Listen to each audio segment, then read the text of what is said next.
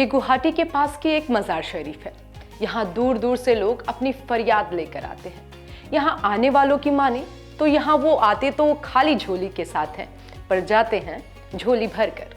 इस मज़ार में हर साल के फरवरी महीने में उर्स मुबारक भी होती है। तो चलिए जियारत करते हैं गुवाहाटी की उल्लूबाड़ी मज़ार शरीफ में, जहाँ हर जाति और मजहब के लोग सजदा करने आते हैं।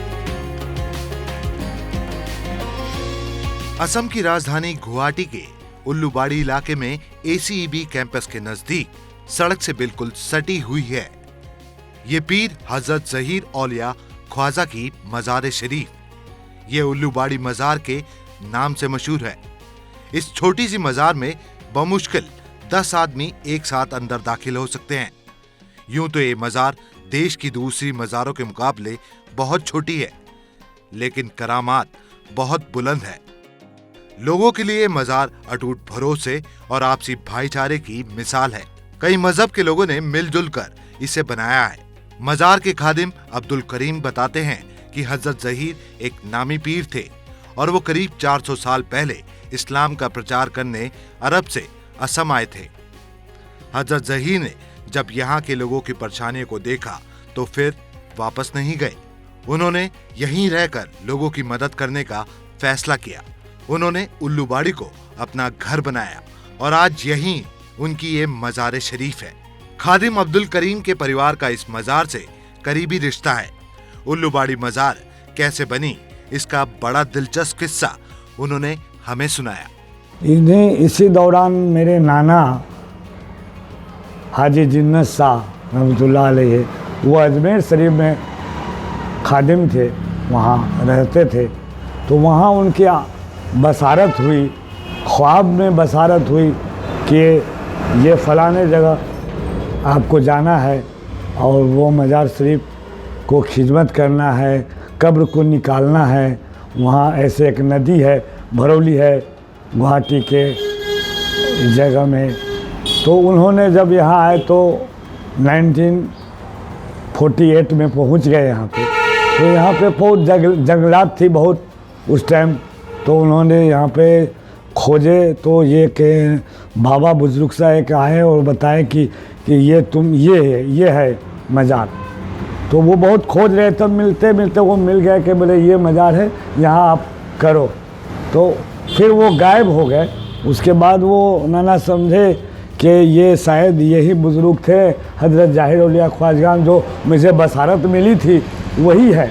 तो उन्होंने उस टाइम पे जंगल सफा करना और सब यहाँ पर वो खिदमत करना शुरू कर दी। जिन्नत शाह ने जंगल के झाड़ियों से हजरत ज़हीर का मकबरा ढूंढ निकाला। वक्त के साथ साथ दरगाह की लोकप्रियता दूर दूर तक फैल गई। सभी धर्मों, वर्गों और उम्र के लोग अपनी मिन्नतें पूरी करने के लिए दरगाह में माथा टेकने आते थे। लोगों की हर फरियाद यहाँ पूरी होती। लोग खाली झोली लेकर आते और झोली भरकर लौटते। आज भी हजरत ज़हीर की इस मज़ार पर हर धर्म के लोग आते हैं। अपनी सहूलियत के मुताबिक कोई मज़ार पर चादर चढ़ाता है तो कोई अगरबत्ती जलाकर हजरत ज़हीर की शान में माथा टेकता है। यहाँ आने वाले ना हिंदू होते हैं, ना ही मुसलमान, ना सिख और ना ईसाई। वो तो केवल एक फरियादी के तौर पर अपनी फरियाद लेकर आते हैं। कुछ लोग वहाँ आने लगे, यहाँ पे दरगाह पे कुछ मोमबत्ती जलाने लगे, कोई अगरबत्ती जलाने लगे। कुछ लोग सबसे पहले आसाम के जो बसिंदे हैं उन्होंने आए और उसमें कोई मजहब की बात नहीं थी। पहले गैर मजहब भी आए, फिर मुस्लिम भी आए, सिख, ईसाई और मुस्लिम और जितने धर्म के लोग हैं उस टाइम से आना शुरू कर दिए और अभी तक आ रहे हैं। इस महिला का नाम है सीता यादव। सीता पिछले कई दशकों से इस मज़ार पर माथा टेकने आया करती है। शादी के बाद वो अपने पति और बच्चों के साथ भी यहाँ आती है। सीता बताती है कि यहाँ उसकी इतनी मुराद पूरी हुई कि अब जब भी उसे वक्त मिलता है वो यहाँ माथा टेकने जरूर आती है। मेरा सारा ही हुआ है, मैंने जो मांगा बाबा से मुझे सब मन मुराद है। मेरा जीवन साथी मिला है, एक बेटा है, एक बेटी है। बेटा मैट्रिक दिया है 2022 में, बेटी अभी क्लास 7 के एग्ज़ाम देंगे। मैं यहाँ 2002 से आती हूँ। जब यहाँ बने भी नहीं थे, ऐसे तो अभी हुआ है। मैं काफ़ी दिन से आती हूँ। ये भाईजान हमको बहुत छोटे से देखे हैं, आते हैं जाते हैं, हमारा परिवार के जैसा हो चुके हैं। अच्छा। बाबा का चौका से कभी खाली नहीं गई हूँ। जब भी मैंने दामन फैलाया, बाबा ने हाल तक मुरादे मेरा पूरा किया है। इसलिए तो मैं आई हूँ। बेटी का थोड़ा तबीयत खराब था, इसलिए बाबा पर आई, बाबा अर्जी लगाने आई हूँ। कुछ ऐसा ही बताती है यास्मीन, जो उस वक्त से यहाँ आया करती है जब वो एक छोटी सी बच्ची हुआ करती थी। हजरत जहीर की दरगाह में दुआ मांगते मांगते उसके आंसू निकल पड़ते हैं। यास्मीन कहती है कि अब यहाँ आने भर से ही बाबा उनकी मन की फरियाद सुन लेते हैं। मैं यहाँ पे बचपन से आती हूँ, ऑलमोस्ट 30 ईयर से आ रही हूँ और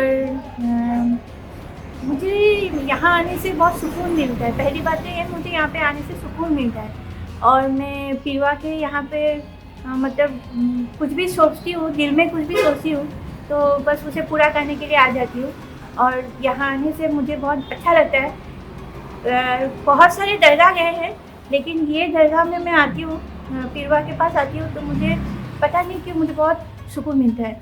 और एग्ज़ाम हो, कुछ भी हो, जो भी चीज़ें थी यहाँ आके ही गुजर गया है तो मेरे लिए तो बहुत कुछ है। साल 1948 में अजमेर से आकर जिन्नत शाह ने हजरत जहीर का मकबरा ढूंढा और उसकी देखरेख करने लगे। आज उनके नाती अब्दुल करीम अपने बेटे अब्दुल सलाम और अब्दुल कलाम और परिवार के दूसरे लोगों के साथ मजार की देखरेख करते हैं। हजरत जहीर की पैदाइश और मौत कब हुई थी इसका कोई सटीक रिकॉर्ड तो नहीं है, लेकिन जब से मजार बना तब से साल दर साल यहाँ 25 और 26 जनवरी को उर्स से मुबारक होता आया है। इस साल भी 25 और 26 फरवरी को उर्स होने जा रहा है। उर्स में हजारों की संख्या में लोग शिरकत करते हैं। उल्लूबाड़ी मजार शरीफ पार्ट 2 में हम आपको उर्स से जुड़ी पूरी जानकारी देंगे।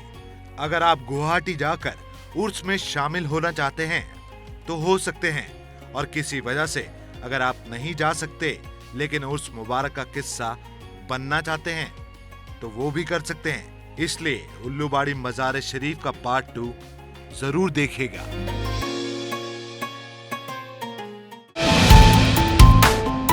जो है आपके आसपास, आपके शहर का खास, वो दिखाएगा आपको DNN 24, आपका अपना डिजिटल न्यूज नेटवर्क। तो फिर कीजिए लाइक, सब्सक्राइब और फॉलो।